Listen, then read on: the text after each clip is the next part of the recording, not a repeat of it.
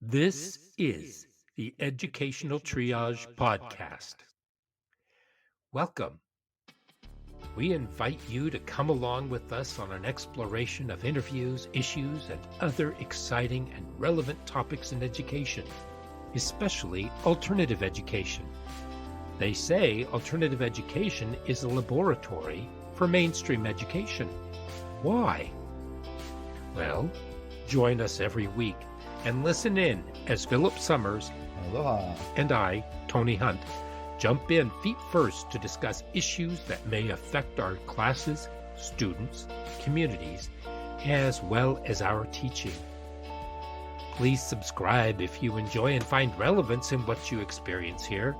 And if you haven't left a quick review, please do. We appreciate your candor and insights so we can improve as we move forward. Now, let's see what's on board today.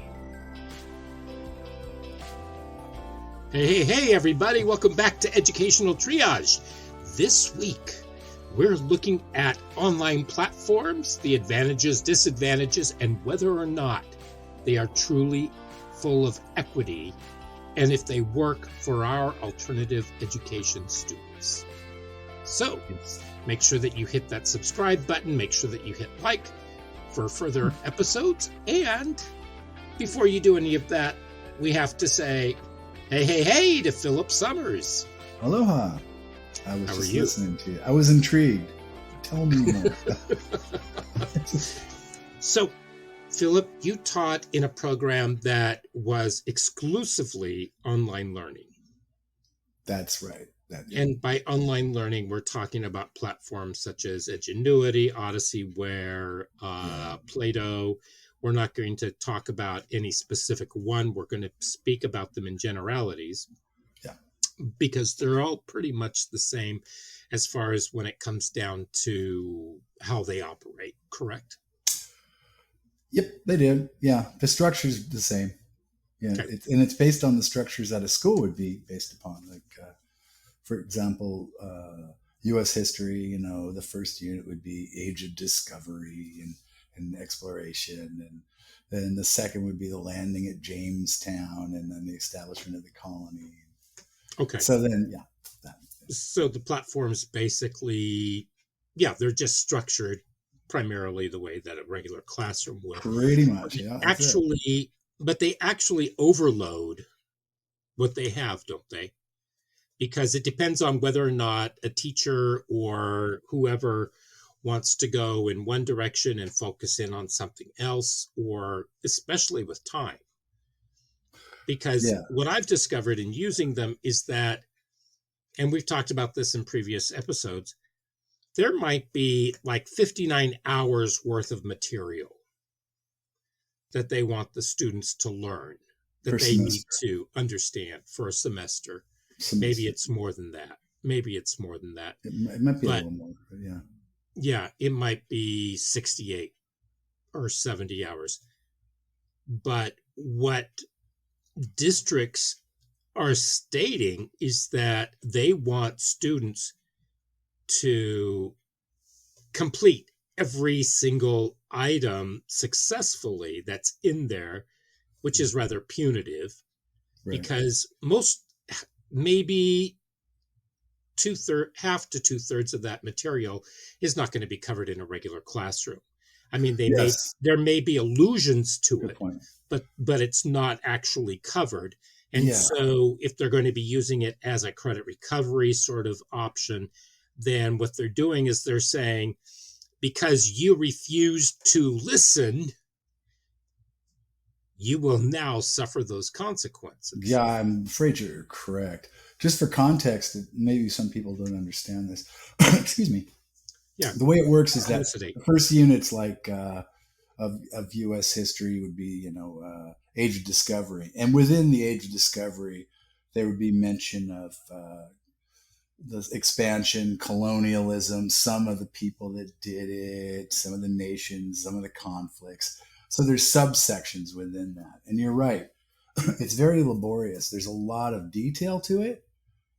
And I'm a historian and a history teacher, and I'll tell you, I'm really kind of not good at dates, but I'm good at remembering the story. So, for example, if you're talking about pre-Civil War, well, the Civil War started in 1861, so that tells me that okay, this going up to it's around the 50s, 1850 something, and eventually the story becomes so familiar, you go 1857 or something, but you can't approach a subject and what happened on January 3rd, 1857, because that's really difficult, and that's a lot of that information is a sort of a narrative of history, and that's what makes it kind of difficult and So micro. is the curriculum, because I've worked a bit with it Yeah. with one specific platform, Mm-hmm. but I molded it and I still wasn't happy. But Yeah. are you saying that when the students take the test, because they have to listen to, there's a lecture component and there's some Correct. reading and there's the ability for them to do, there's some second language stuff that can be there for students who may not speak English as their first language, so they can That's get true. some remediation on that side. And there are some ways, I mean, they appear to be incredibly helpful in many ways, but when a student is tested, because they have to be tested in order to make it through that, what do you call it, that section, That unit, or unit section, something, unit section, something that bigger than that, set of information, depending on what that program. is pretty much right or wrong, correct? Correct. And so they're looking for dates, they're looking for specific they can do multiple choice. Yeah. And okay. And that's really, thanks for pointing that out. It's a multiple choice, and a lot of the information is very focused in micro. However, I did English as well, and they have to submit essays. Mm-hmm. And those essays are actually graded by the program itself. And then I review it and see if I agree with the grade. Right. And I do know that you can do it so that the teacher themselves can grade that essay. Yeah, it can be that it just doesn't even do it. Right. But it's not the teacher. It's the teacher of credit, the person who is overseeing all of this going on. It's not anybody online who's doing that. That's correct. It's the teacher saying that and going, here's an essay. Oh, I'm going to read it. What is it? Oh, the program says this is a C+ essay. And I read it and I go, well, that's about right, about a C+, And so then as a teacher, I'd say, yeah, but I don't like C+. So here is it back. You might want to look at phrasing X, Y, and Z. Yeah.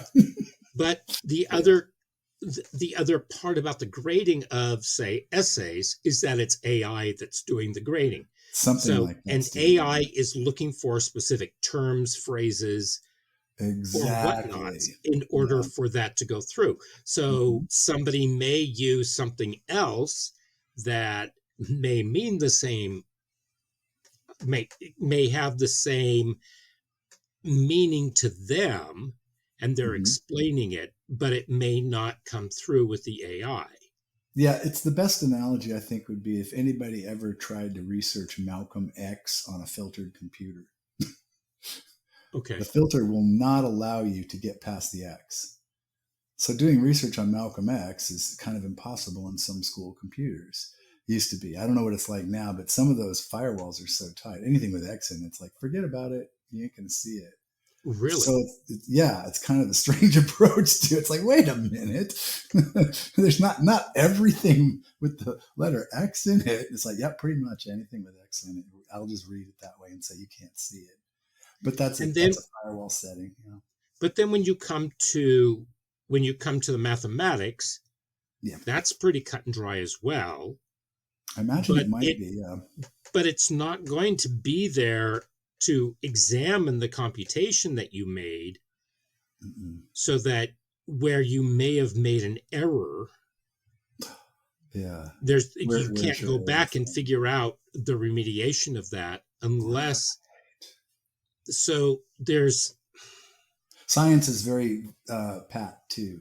Yeah, but I do know that you can do contained. You can do some labs online.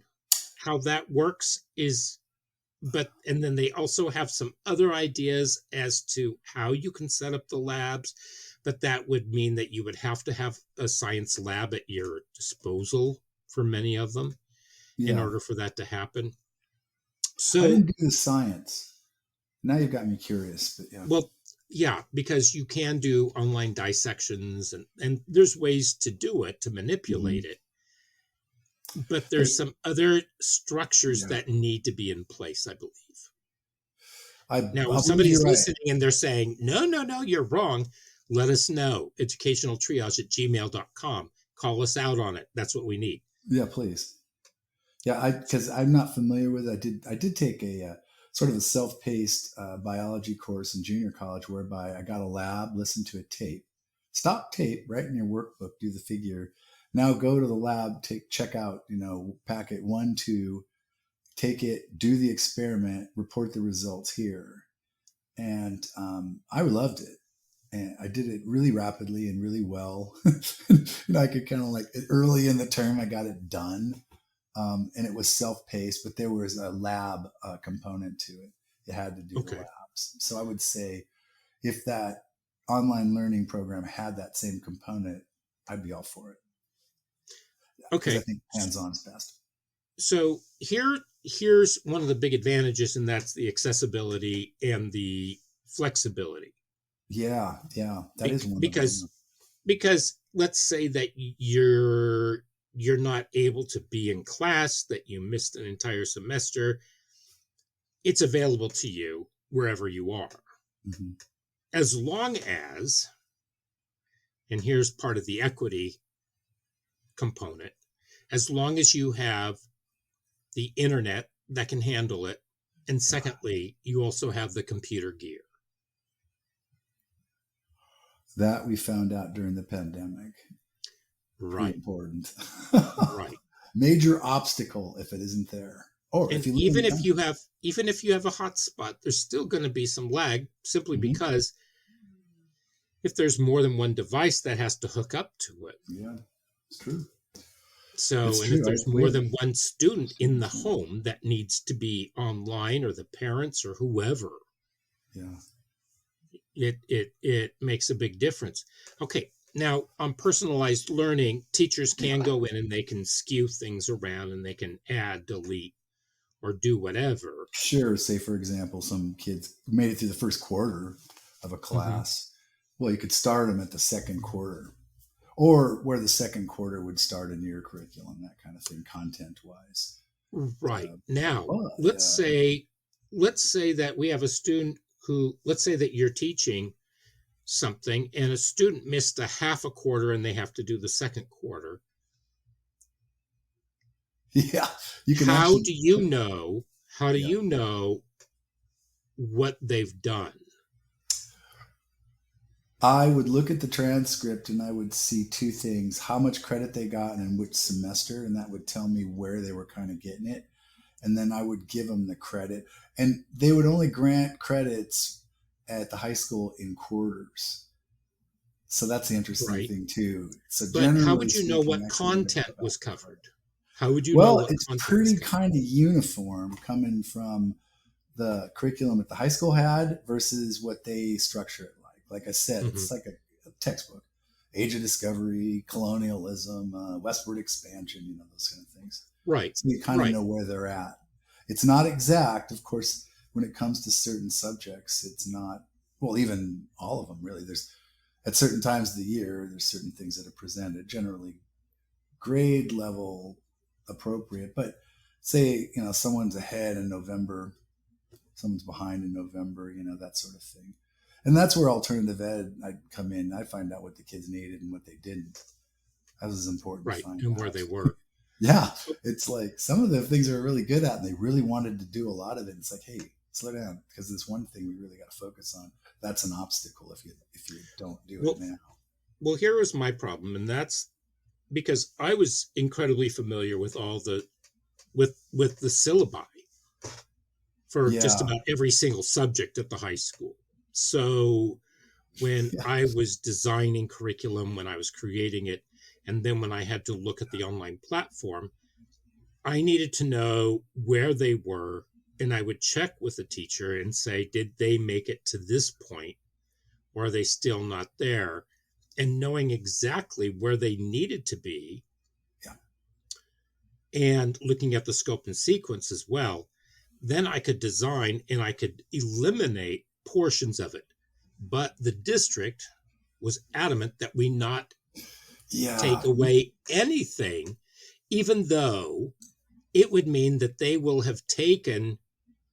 should be able to receive probably 2 credits for a 1 credit class because of all the material that's covered. It's the same thing as when you and I were talking about credit recovery, and I brought up the fact that one person I met at a conference was talking about how if a student failed a course, the school board determined that it was necessary for that same student to take an entire textbook, and they had to complete the entire textbook's worth of information. Full disclosure to the audience. Get that class. Tony has suffered from this directly. I think he's mentioned it. He has mentioned it to me. He advocated for, what are you talking about? The entire year. And they went, yes, we want you to just give them the course. And you were saying, no, I need to know where they're at. I know they've done some, and you were running into the brick wall. We're not about students here. God darn it. We're about curriculum. We're about equity while they're trampling on the students. And the brick wall, the problem with the brick wall was that I pulled some Houdinis and I made it through the brick wall, because what they don't know doesn't hurt them. So I redesigned everything so that we brought it down, and they were dadgum gonna go in there, and they were going to strip all that away. But what I believe is that I was able to instill some of the virtues and some of the philosophies behind what we were trying to do, because we're trying to take students who may not have been able to succeed in the class because of language, because of who knows what reasons. Time. It could be family. It could be cultural. There was some reason why they weren't succeeding. And we know that if there is a huge learning gap for a student when they get to high school, they're not going to be able to sit in a class, because they are going to clown themselves back out so that they don't have to look stupid or fail. I think the better way to say it maybe is that we're trying to remove obstacles. We're not trying to set more up. We're not trying to have them climb a skyscraper when they only need to go over a small hill.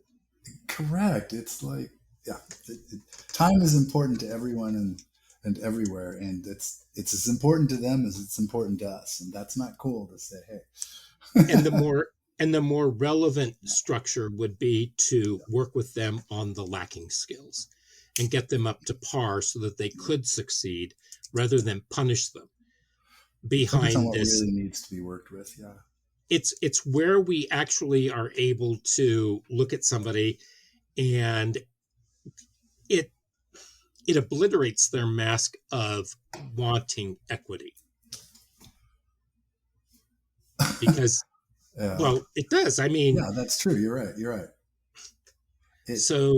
And we already know that mostly equity, when they say it in school districts, and they say we're doing everything equitably and we are working for those students.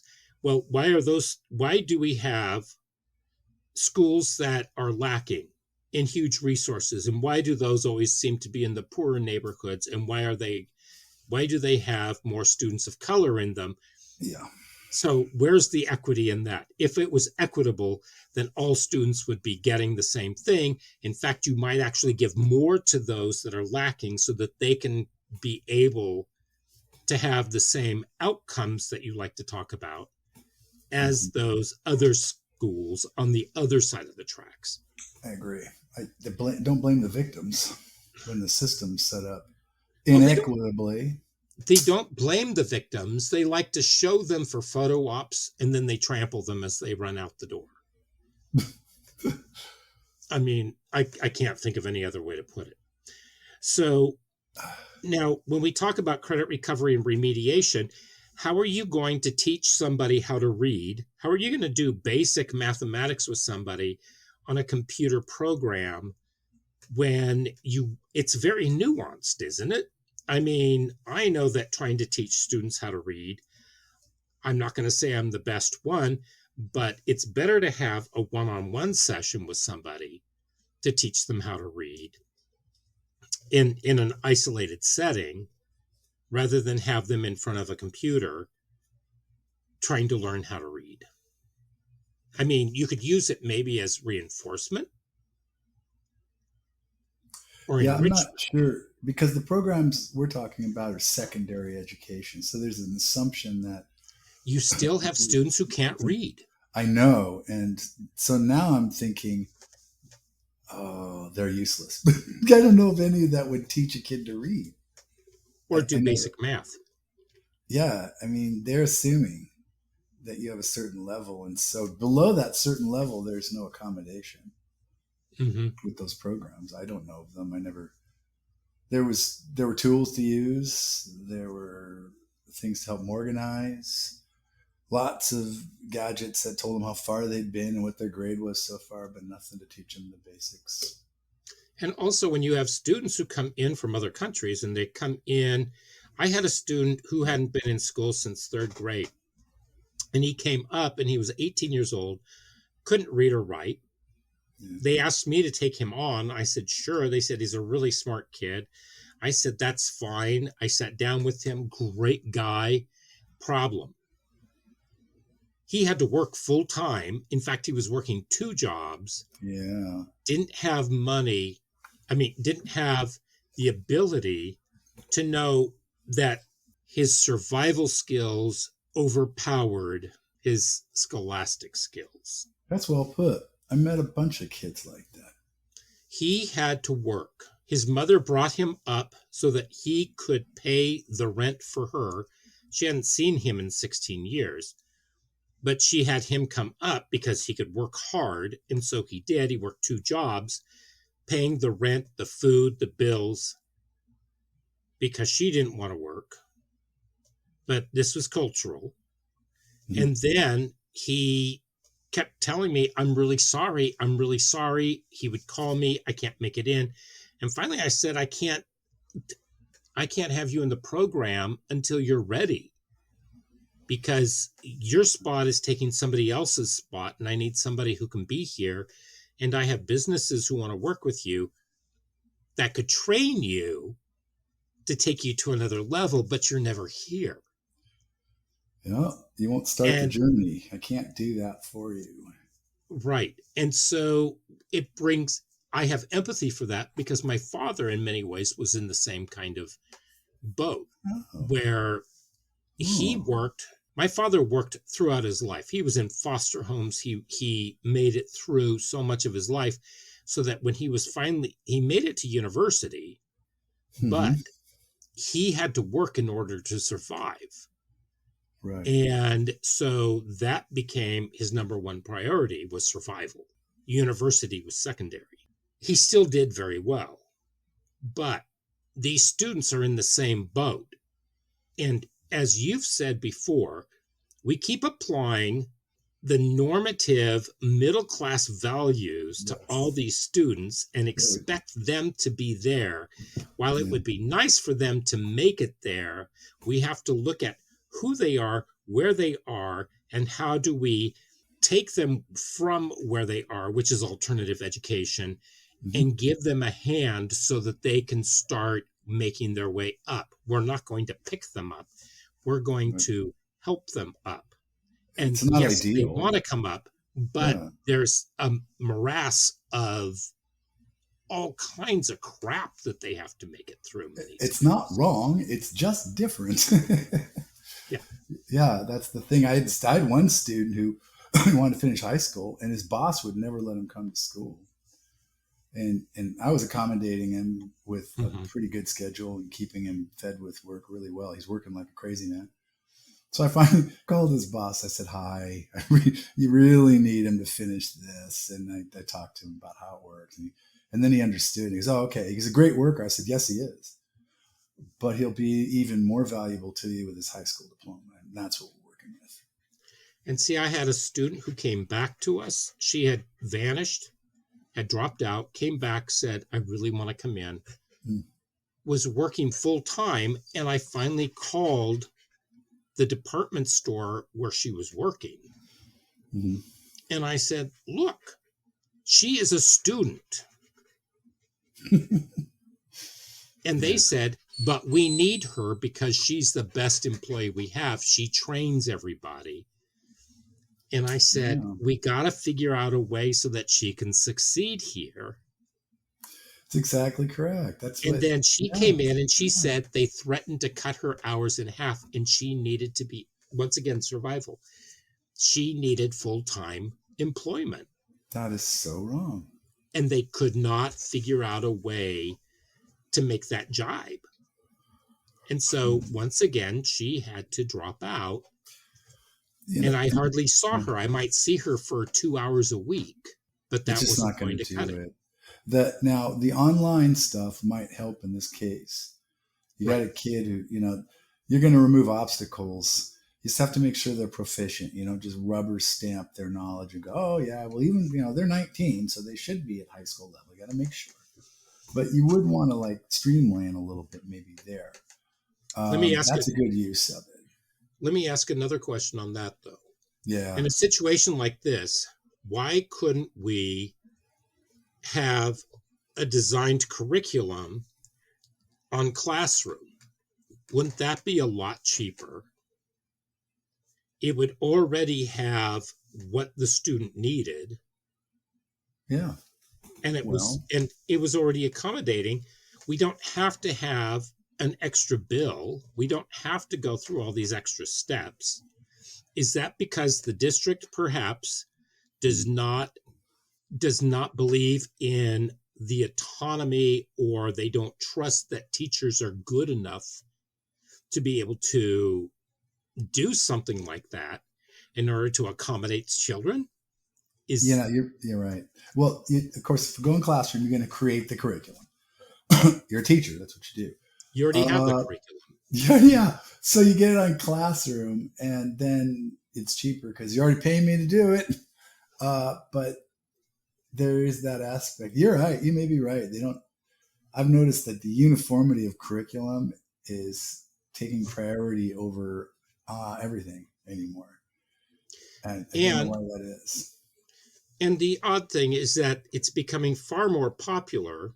And in many of the articles that I've been reading and the people that I've been talking to, they're now saying it's not a teacher attraction problem. It's a teacher retention problem. How are they keeping the teachers rather than, well, there is a teacher shortage, but but it's getting worse because they can't keep the teachers. If you were able to keep the teachers and you were able to allow them to actually teach and quit layering on extra responsibilities, this would be a teaching responsibility. Having to do mental health structures for students, as opposed to having PE and arts and other outlets for them, where they were actually doing more socializing and having more social events where they aren't being quite so siloed in a sense on their computers and away and having even fewer social interactions, unless this is designed for them to be in these weird places. I would say that this lends itself to more mental health issues because we already know that the amount of time that they spent on computers at that time and the amount that they spend, it's just not healthy. But if they're working on a classroom and they're kind of going through everything, it lends itself to being a lot more different because then you can have more social interactions. Depending on the teacher and depending on what they're doing. reminds me of the joke. It's actual reality, which is much better than virtual reality. Right. It's true. Yeah. Because if my teacher does something like a flipped classroom or has a series of lectures Mm-hmm. from which I can listen and then do the performative piece Yeah. on classroom, and I can go back to those. And then if I have questions, I can get feedback from the teacher and we can discuss it. You could even do personal things. For example, when I would substitute fifth grade, it's perfect sweet spot. I had a bunch of fidget toys, and when the kids would start fidgeting, I'd go, "Okay, time out here. I got some stuff here, so I'm going to pass it out. Take care of it. No, do this. Don't do this. Let's do this, and then we'll move on with the lesson." And they really loved it, and they rarely fought over the stuff. I brought enough for everyone to be, appealed. And I thought, okay, so if you're doing the curriculum, even if you're doing it remotely or in classroom, you can still interact with your students by giving them like a fidget toy or having that interaction going, okay, today, with your assignments is included a fidget toy. That's yours. You keep that. And so you still got that connection, whereby if you go with one of the platforms, that recorded lecture has come and gone as far as a human being goes. Once you click off of them, they cease to exist. You don't know who that person really is.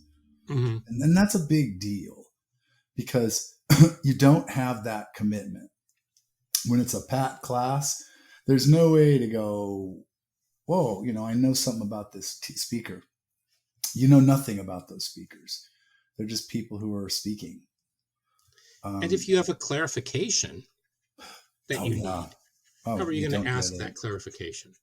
Yeah, well, that's what we were for as teachers, but that wasn't near enough for me to do. If you want, because no one would ask me for clarifications, really. I would have loved it. In fact, when they did, I kind of enjoyed it a lot. But yeah, they wouldn't. And that I like to teach. I don't like to accommodate. And when I was doing the online, it was a lot of accommodation. You do this program, do that program. I'm here to instruct you. Yeah, it felt kind of unused and non-needed. And see, I had a student in the past who needed to do a credit recovery in PE. And I wasn't doing, at that time, I was doing academic therapy. And she would come in and she'd look at me and say, "Can you help me with my PE class?" I'd say, "What do you mean, help you with your PE class?" Yeah. She didn't have to do anything physical. It was all online. She just had to fill out these forms. She just had to learn about, it was almost, a little bit of anatomy, a little bit of kinesiology, but she really didn't have to do anything. That's health, not PE, but okay. Well, it was a PE class. I know, I was going to say, yeah, I could do a health class. In fact, I used to love to do them because, I was doing meditation and yoga and things. So I would take the kids along for rides with that. We'd do a yoga class. And mm-hmm. Definitely that was health, health or PE. But because we talked about the aspects of what it did and things. But yeah, I guess you could go both that way. Yeah. So the access we've talked about. Yeah. You can do enrichment courses. And I brought that up earlier, that you could do enrichment if somebody wanted to find out something more about something. You could always put them on there, but to have it as the main course. They're not referred. There's no. Unless the student is actually. Okay, we talk about learning styles. Yes. Now, if you were to put me in front of one of those classes, I would have a terrible time. I would be miserable doing something like that. Now, let me set this straight. I did do MOOCs. I have done MOOCs, and I have learned tons from MOOCs. Difference is, with a MOOC, I can go for 3 to 4 hours every week to 2 weeks. I'm sorry, I'm ignorant. I may be ignorant. What a MOOC? What is a MOOC? What be a MOOC? MOOC is a massive open online course. Oh, that's so anachronistic or anachronistic. Yeah, so thank you for bringing that up. Yeah. They have gained so much popularity because my mother came down with a form of dementia. And so I was doing research and I did my blog. But while I was doing all of this, I wanted to learn as much as I could about dementia in this particular form. It was Lewy body dementia. And she was diagnosed. And right after she was diagnosed, and we had to find a placement for her so that she wasn't a danger to herself or anybody else. Robin Williams died of Lewy body dementia. And then Casey Kasem passed from Lewy body dementia. So there were all these people who started having it, and it was one of those, you're not looking for it, but all of a sudden you learn about it, and all of a sudden it just starts flying at you, so you learn even more. Yeah. So it's just one of those weird coincidences. Anyway, so I went online because the Wicking Institute, University of Australia, Tasmania, they have this MOOC. And I think at the time there were 17,500 of us around the world who took it. And there were tests that you would take and pass through. And if you needed to do it for some kind of a licensure, you could get those certifications. But for me, it was just one of those self-learning things, and it was free. And the last time I looked, I think there were over 100,000 people signed up to take that one. And they do it maybe twice a year now. Oh, so wow. If you take a look, you can find these, and they're fascinating. Well, that's a lot different than putting a kid down in front. And this is what they wanted us to do with our alternative program, was the kids would be there for 6 hours a day, and they wanted 5 of those hours to be in front of that computer working diligently. Yeah, no. And there's something really wrong with that, when before the students were doing, they may have been doing packets, but the packets they were sitting down working on, or they were reading books, they were doing something. But there was also the interaction where we would sit with them and we could go over it with them. Mm-hmm. We could modify it with them. There was a lot more interaction. With these, everything is, do you want to eat TV dinners for the rest of your life? Really? It's pretty much what it is. And how much nutrition do you really get? They're high in sodium. There's so many. Yeah, you get food, but is it really the best food for you? Yeah. And is this like really how we want to teach our kids? The difference between conceptualizing knowledge is opening up your head and pouring things in versus like the fire to be lit. I can't remember the Greek philosopher said that, but it's not a vessel to be filled, but a fire to be lit. Knowledge and learning. And you don't learn things by just filling your brain with stuff. And that's what it does. It delivers to you stuff. And then you fit that stuff in the framework of taking tests, taking notes, remembering it for this long. And then after it's done, probably letting it go. Unless, of course, a fire's lit, in which case you're going, wow, I want more. That class is intriguing. And then you probably wouldn't take their next class wanting more from that same venue. You probably go a little deeper. Yeah. You might want to dig going through some other resources, maybe through the library. Yeah. Yeah. But that's, it's not going to really light anybody's fire. And that was the problem, because that's my shtick. As a teacher, I looked for that. If fires weren't being lit, I started looking for things to throw out there to set on fire, because it's my standpoint on teaching is if you're boring the students, deliberately, it's bad. But if you're doing it, you shouldn't do it. You should shift gears at all costs, even if you start talking about the weather or something, because learning is difficult, especially things you have no clue of or context in. And so to present it as something interesting, at least, is our obligation. And online stuff is not interesting. See, I can see it as a secondary source. Yeah. That it could be used for students who might benefit for it. Mm-hmm. But to say this is the only way that our alternative students or our credit recovery students will learn, I think that flies in the face of anybody's definition of equity in the first place. Or alternative Secondly, ed in particular, specifically, really. It just flies in the right. face of alternative And ed. now here's something, and I'm going to link this article down below. Our dear friend Tara Garcia Mathewson Yep. just published an article on how AI it says that English language learners, people who are not native speakers, are usually called out for cheating No. on AI checks. When they submit to turnitin.com or any of the others, that this happens. And so because they automatically assume that it's either AI or that it's cheating. Now, she brings up an instructor at Johns Hopkins who had a student, and the student hadn't received a grade. I think this is right.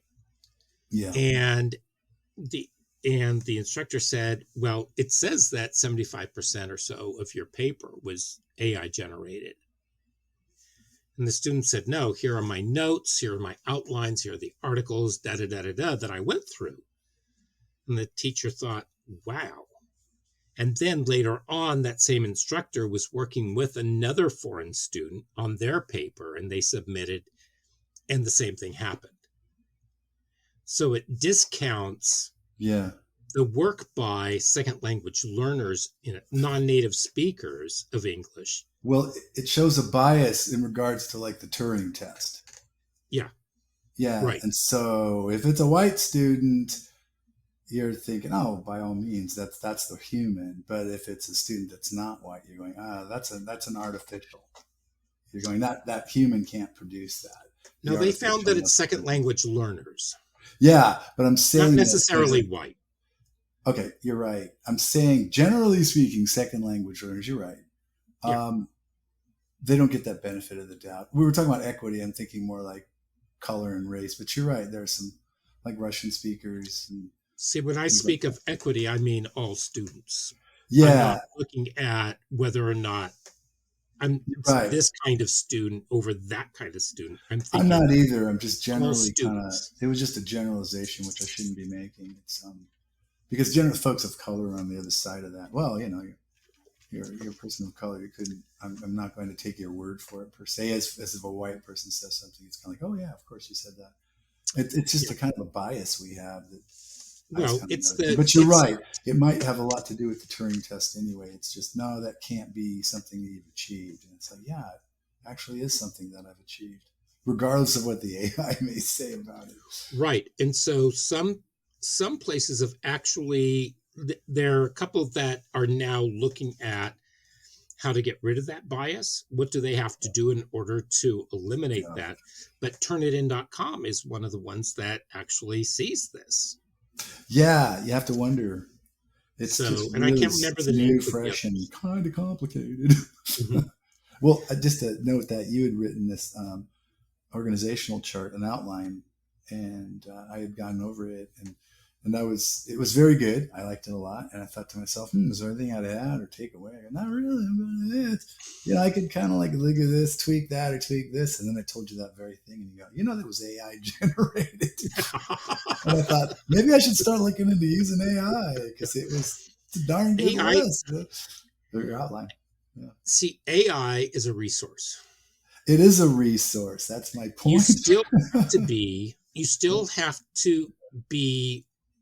I still side-eye it. Oh, yeah. I still go through and I have to, it's very good at taking the information that I plug into it and it sorts through it and it can create a good outline for me. Mm-hmm. I don't use everything in that outline. In fact, I eliminate things because it throws in what it wants in there. Not necessarily what I think is important. So the outline you showed me had been edited by you. Mm-hmm. Okay, well that makes perfect sense then. That's why. Yeah, because it was extremely appropriate. Dang, I was a little scared. Yeah, but yeah, So, makes sense. okay, It's like you so said, it's a resource. let's sum up where we are so far. Mhm. So, there's a lack of personal interaction, Yeah. limited hands-on experiential learning, which is not good for, I mean, a lot of our learners are kinesthetic. They need to get away from everything. They need to have things that calm them down, settle their minds a little bit, because they come from all over. Right. And so we need to be able to assess those, because one size fits all doesn't work, obviously, because if they're alternative ed, they weren't making it for whatever reason in the mainstream classroom. Doesn't mean that they're stupid, doesn't mean that they need remediation. They just have a harder time. Yep.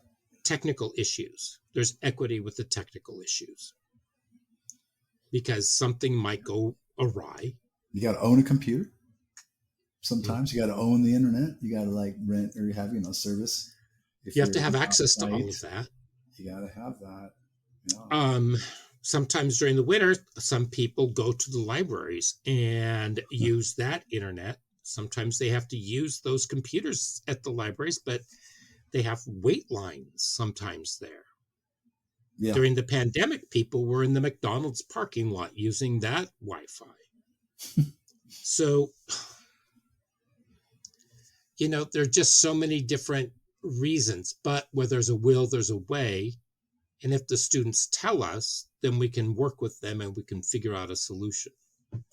Yep. Self-motivation and time management is not always something that our students have a good handle on. Yeah, we talked about that. The kid that thinks he has to work, or the employer that thinks the kid has to work for them. Yeah. Because their motivation is elsewhere. Yeah. Time management, sometimes kids do not always have good time management skills. Let's face it. Not always. I mean, I still struggle sometimes with time management, but me too. It's a skill. So you have to learn. The thing I noticed is that they'd be online with the screen, and then when I was doing the online, I looked for the facial change, not the screen, because you can tell when they click back onto something, their demeanor changes. I got pretty good at reading that. And then I go over and I'd see their hand click and I go, yeah. And then I just lean down and say, just the work, please, not other windows. It's like the other thing is that, like with classroom, if you are in another part of the classroom, and let's say you're just working, you can always monitor your screen. You can see where the kids are in classroom. Yeah, and so you're able to see what they're up to. You can't really do that with any of these, with GradPoint, with Odysseyware, with Edgenuity, with Plato, whatever. You can monitor the online computers that you get rolling with some software. And you also lose out on your school culture. We didn't because have it. You don't have a community anymore. Yeah, and then we'd have this obligation, like you'd have to come 2 times per week to a half an hour check-in sort of, and then we'd try to I don't know, talk about something that was general to the school district and them and stuff. Anyway, and a lot of kids really resisted that. Thinking, geez, man, it's only a half an hour twice. Well, I remember students having a really hard time with that. Yeah. And I said, well, why are you having a terrible time? Well, because they want me to have stuff done by then. And I sort of side-eyed and I said, are you kidding me? 2 days a week. That's right. So, that would be one of the reasons I didn't make my deadlines, and I don't want to hear about it. Right. So there we go back to the time management. And the student relationships with the teachers, because I didn't have that problem before I arrived there. The teachers were very, reward and punishment and shame. They use shame. You should be this far. You should be doing better. You should this, you should that. And it's like, well, yeah, they're an alternative kid. They should not be here, Clark. But, they would think I would say that. And they go, what do you mean? I go, they're alternative kids. They shouldn't be doing a lot of things, and they do them really well. It's so, but yeah, it wasn't helpful. Well, I remember I sent a couple of kids to you at that program, and one of them used to call me and say, "Can you help me with this?" And I said, "Well, Really? why are you coming to me? You're working with them." "Yeah, but they don't really help me." And I would say, "Well, Oh, come on in, let's take a look, let me see." And then, but you're going to have to explain to me what's going on with this, because I had no idea how to do what they were doing. And so they were able yeah. to do that. We got some of it done, but some of it was just, a lot of our students need hand holding. They need that point of contact. They need to have that relationship, because online we don't have a relationship so much. They Yeah, need to no, have that no. relationship, that somebody is there for them and that they care and that they can just go to them. And maybe they just need to sit down and say, "Can I just sit here next to you while I do my work?" I had kids like that even in the online. They would Well, come just talk to me, and I would let them because they it was need to have a important to connection. have that connection. Correct. The culture there was, we don't have time for connection. You should tell them to get back to work. Well, I caught this constantly. whoever was your lead needed to get into a jar so you could shake it up a little bit. No, she had like 3 or 4 years experience, so she knew everything there was to know, apparently. Oh, okay. And she See, had I'm still deadlines. learning. So. Yeah, I'm me. still I was learning. like, but I knew that was important Yeah, we for got the to get rid kids. of know-it-alls. Yeah, So, it's not about the work so much as because for alternative ed, we have to have adaptation to special needs. Now, if I yeah, have a second language learner, yes, there are some points in on these programs that will adapt to their language and they can learn that way. How are we working with them to integrate knowledge and skills so that they're also working on their English and academic skills? They could be learning, let's say yeah, that they're learning, let's say that they come from south of the states, Central or South America. right. They, in order for them to survive, and they're still at that wonderful time of their life where they can really pick up the language quickly Right. through peer interactions, except most of their peers probably speak the same language that they do. And I know a lot of students who had a terrible time learning the language because they spoke almost exclusively in their native tongue. Yeah. So how do we work with them on this and work with their ELL teachers in order to help get them into understanding more? Stop that. First off, if you're using online learning platform, you don't. I No. mean, I don't see how I could coordinate the language, the content, and then with the language learning people, whoa, it would be like, I don't know how I'd make that transition. I know how I'd do it maybe in alternative ed with not the online platform, but or And try to. how do you adapt for special ed? Well, that's another thing too. I mean, not only is it not adaptable really to special ed kids are really good at hiding the fact that they're not getting the content. And so it's Mm-hmm. difficult to kind of get that too. They're kind of decent at maybe ABCDing it, but generally, if they're special ed, they're missing key components for sure, and they can hide it. So I'm going to go out on a limb here, Yeah, and I'm going to say, sure, it's cheaper. It's cheaper for a yeah, district to have a computerized system of learning than it is to yeah. hire teachers who know what they're doing. It's uniform. You manage It's it. uniform. Yeah, yeah. It's good for enrichment, but it lacks clarity. It lacks contact. It lacks context. It lacks personalization.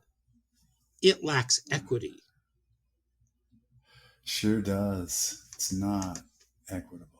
So my concern is that if districts are going this way, that teachers need to step back and say, look, we know what we're doing. In the state of Oregon, we are allowed to teach whatever we believe we are able to teach, as long as there are other teachers who are highly qualified within reach and context of the program or school that we're working in. Yep. That's our job, to teach. That doesn't mean I'm going to be teaching Algebra 2 because I'm not comfortable with that. I'm really not. I did teach it. I did teach geometry. I did teach Algebra 1. I taught English. I taught the social sciences. Mm-hmm. I taught many of the natural sciences. I did not teach chemistry. But when it came to being highly qualified, when they evaluated me, I was highly qualified in everything but mathematics, foreign language, and hard science, physical science. So it's like, that makes sense. Right. So, and I also taught foreign language. I taught dramatics. I taught music. I taught art. There were... But the thing is and they're worried about state testing. Well, the problem is that when I taught what I taught, all my students came out exceptional on the testing. They did incredibly well. As mine did. I mean, they did well. They all got their proficiency. We shot for that. We targeted that, and we got there. So I didn't target anything. I just wanted the kids to learn the material. Yeah, and they went past it. I mean, I wanted to make sure they were proficient. Here's your proficiency scale. They did it. Now let's go learn. You're right. I was just thinking while you're talking about the things you taught, and I thought about the things I taught. Then it's the fundamental question hit me: why, in an environment of teachers like us, would you want to just default to an online program? It's about control. It's about a lot of things, but it's certainly not about teaching kids. It has nothing to do with kids. It's about control. It is. It's got to be, or it's about cost, like you said, because we're teachers. We know how to do it and amongst all those other kids. And this is just a PAP program. It's honestly, it's canned hash. It's got no salt or flavor to it. And it's a lack of respect for the students and their abilities. And it's also punishment for students for not complying and conforming to what they demand. And that's you're right. The overall arch is that. It's like, well, we'll show them if they can't do it our way, we'll give them another way. And it's, right. Yeah, it's like, jeez. Holy cow. Because it's not good stuff, and I don't even know if it's useful now, really. If you've got teachers... Hey. So, wrapping up, I'm going to say make sure that you hit that subscribe button for further episodes. We have some cool ones that are on the way. 2, make sure that you let us know what you think of this. Give us a review. Give us a like. Check out our YouTube channel. You can find us on LinkedIn. You can find us on Twitter. You can find us on Instagram. So be sure that you check us out. Be sure that you get involved in the conversation. Give us some feedback. We love it. And we will see you again next week. So Philip, thank you again. Tony, it's been fun. Aloha. Aloha. So until then, have a wonderful week. Keep your eyes on the stars and build those relationships. Until then, bye-bye.